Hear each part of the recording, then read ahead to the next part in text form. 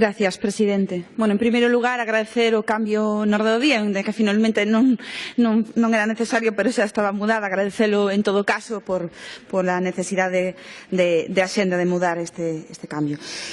Traemos hoxe esta interpelación, esta iniciativa, a colación precisamente de que o 28 de abril se celebrou un ano máis o Día Internacional da Seguridade e Saúde no Traballo e que, desgraciadamente, temos uns datos en Galicia nada positivos que non ofrecen ningún aspecto halagüeño da política que está a levar a cabo a Xunta de Galicia en materia de protección da saúde en materia laboral. É dicir, temos un incremento, un ano máis, dos accidentes laborais no conxunto da comunidade autónoma, 27.286 accidentes laborais en Galicia que superan, evidentemente, o incremento de postos de traballo. Queda claro que con estas políticas do Goberno se producen máis accidentes laborais que contratacións no noso país. Neste marco, nesta realidade, tamén temos un problema evidente coa seguridade e saúde relacionada coas enfermidades profesionais e coa exposición a xentes no ámbito do emprego. E por eso traemos hoxe esta iniciativa.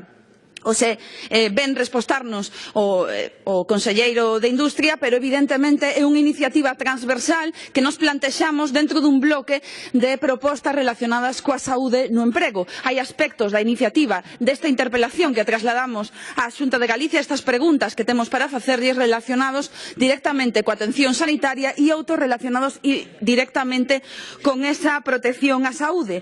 E o facemos nun marco no que, desgraciadamente, como cada ano denunciamos neste Día Internacional de Seguridade e Saúde do Traballo, a redución patente das partidas orzamentarias, algo que temos denunciado tamén no debate orzamentario cada ano, adicadas á seguridade e saúde no emprego.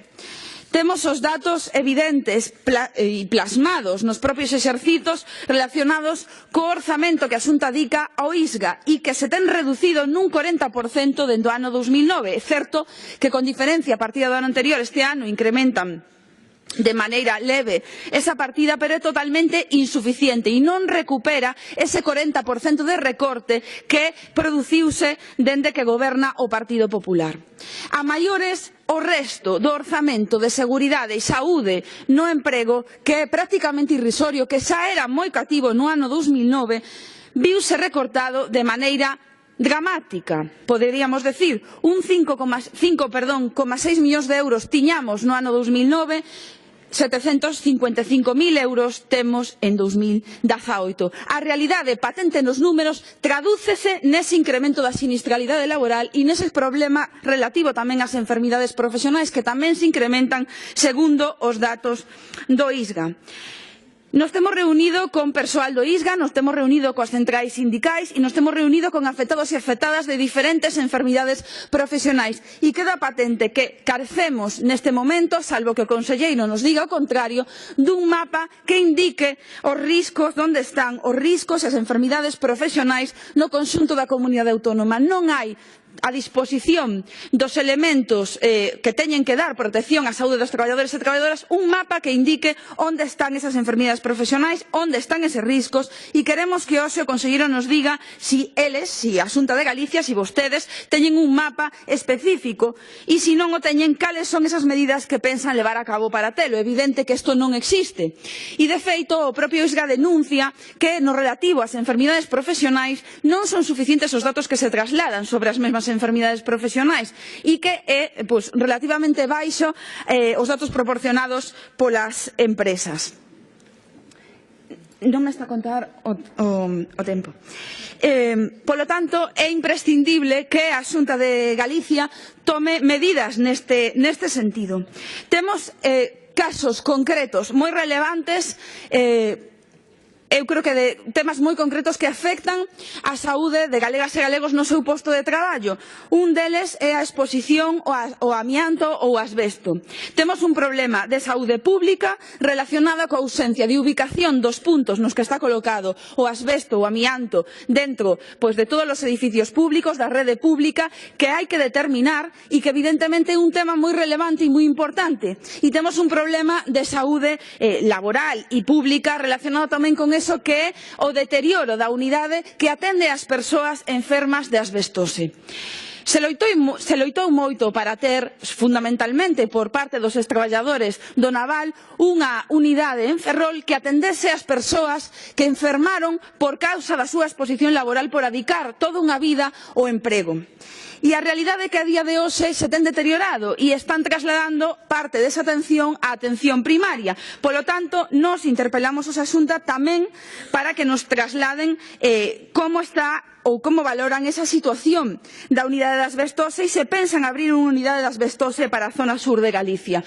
Non hai simplemente astaleiros públicos que traballaran e no que exista exposición. Hai tamén astaleiros privados no sur da comunidade e evidentemente hai outra serie de exposicións relacionadas coa utilización de amianto nos postos de traballo. E a maiores deso temos exposición de outros axentes que producen neumoconiosis. Nos entendemos que o resto de neumoconiosis teñen que ser tratadas tamén nunha unidade específica. Nos reunimos coas persoas afectadas de silicose e nos atopamos algo que é tremendo. Moitas delas están sendo intervidas de pulmón para facilitar un trasplante de pulmón e a hora de verdade, a hora do control, se atopan con que non acceden a unha unidade específica de neumoconiose e non hai un personal específico para levar o control.